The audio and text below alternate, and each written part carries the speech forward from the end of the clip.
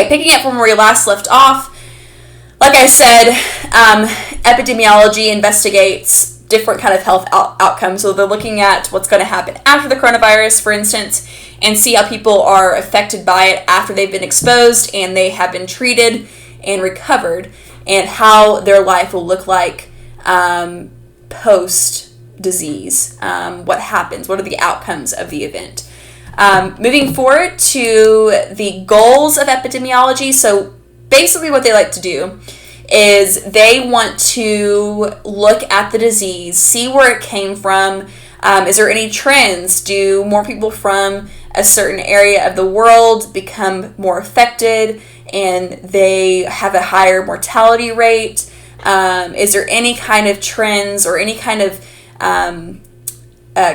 coincidences, I guess you could say, in the disease? So they're looking at, does it have even a pattern? Is it, do the older populations get sick quicker than the younger? Do they have more of an immune system? I mean, there's so many things they look at. Another thing they look at is how it's transmitted.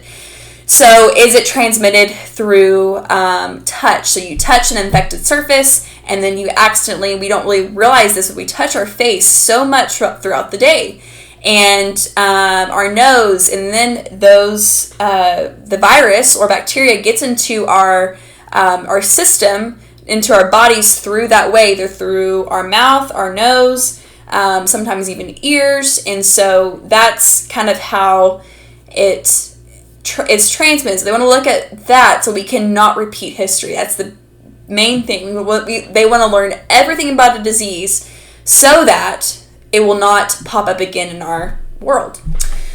They have two goals. So they want to improve the understanding of the natural history of disease and the factors that influence its distribution, and they want to also intervention, cue quarantine. So that's why we quarantine. We want to intervene in the situation. We want to stop the spread. How can we stop a pandemic, epidemic from happening? And so this is what we're learning through this whole thing is intervention means. So we, shut down travel from different countries.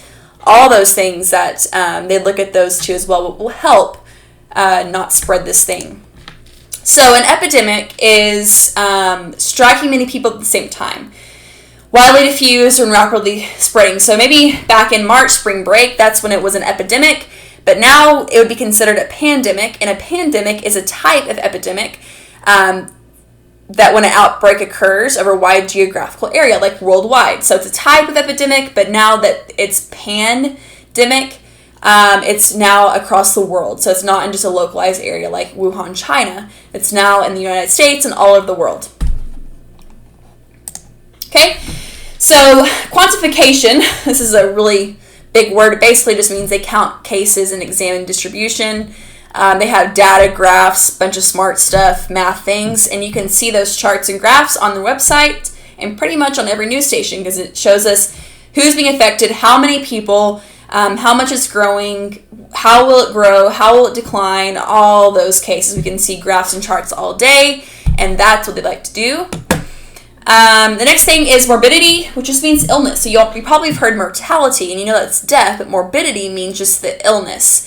So if you, whoever becomes ill due to that disease. So if you look over here in the bottom, I have Texas cases, United States.